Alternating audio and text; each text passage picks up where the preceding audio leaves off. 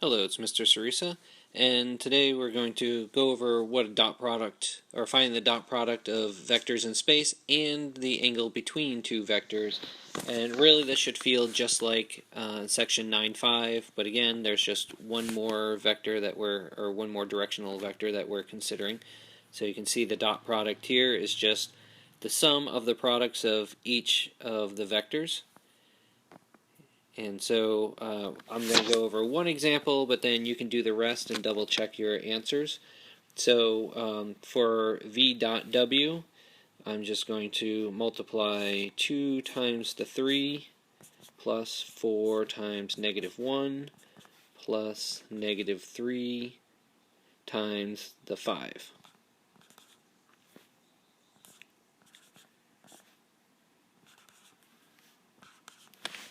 Alright, so that's 6 minus 4 minus 15, which equals -13. So that's the dot product for v dot w. Go ahead and pause this and do the rest of them, and I'll give the answers for the rest in just a second. Okay, check your answers, see how you did, and notice that the magnitude of v is just the square root of v dot v. Same thing here with the magnitude of w is the square root of w dot w.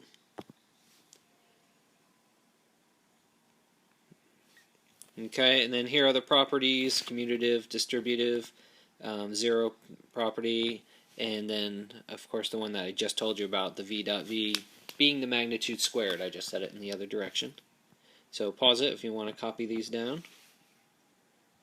And then find the angle between two vectors is just like we did the other day. The u dot v over the magnitudes, or the product of the magnitudes of them.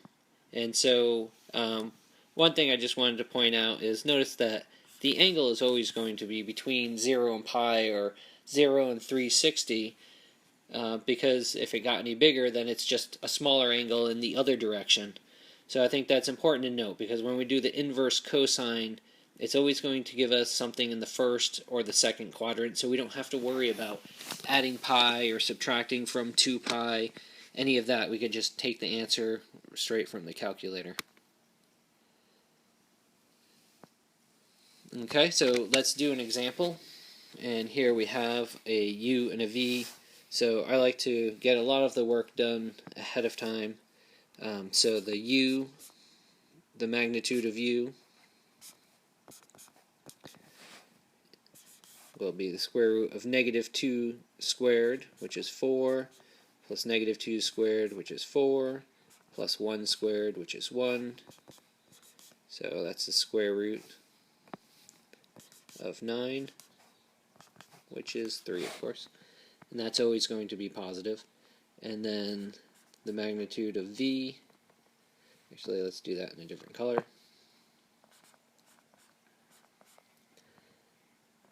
And that will be the square root of, the square root of 3 squared, which is 9, plus 5 squared, plus -2 squared.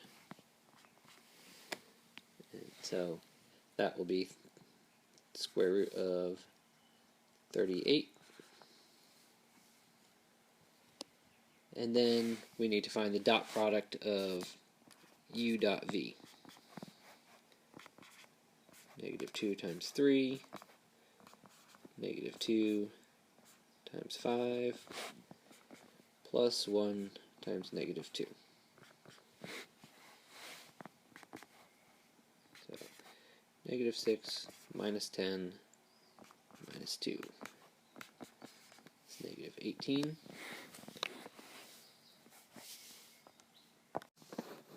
And now we just have the cosine of theta equaling the u dot v over the magnitudes, or the product of the magnitudes. So -18 over 3 root 38. And then when we take inverse cosine of both sides,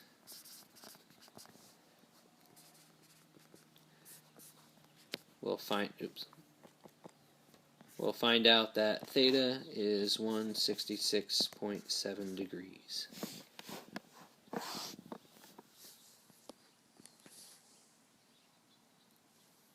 Alright, and then the last thing, the direction angles of a vector. This can get pretty confusing. So we have all these angles, we have a vector, and maybe that's hard to see in there. So I'll draw that in red. But we have this vector ABC, and what we want to do is break it down and see, okay, what's the angle compared to the x-axis? So what is that angle there? That's the alpha. And then what's the angle compared to the y-axis? And so that's the angle beta. And then what is the angle compared to the z-axis? And that is gamma. And so we do that one, and we just use these 3 different equations to find that out. And so they make it more confusing than it really needs to be. If you want to think of it as just look at the smaller part, I guess, instead of looking at this part of it, just look, okay, that's the A divided by the magnitude of V, right? And then the cosine of beta is B divided by the magnitude of V. And then the cosine of gamma is just the C divided by the magnitude of the vector V. And so here they have the full thing, but you can see that the denominator there is just really finding the magnitude. So if you do that first, then it makes the rest pretty easy.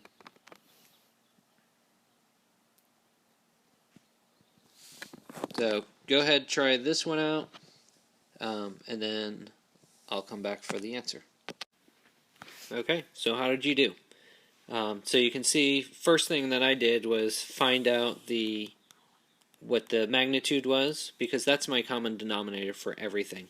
So it ended up being the 3 root 5, and then I just took the 2 over the 3 root 5, and then took the negative 4 and put it over the 3 root 5, and then the 5 over the 3 root 5. And then took the inverse cosines for each of those numbers. And then here's my angles. These are my direction angles of this vector. Okay, thank you very much. I hope it helped.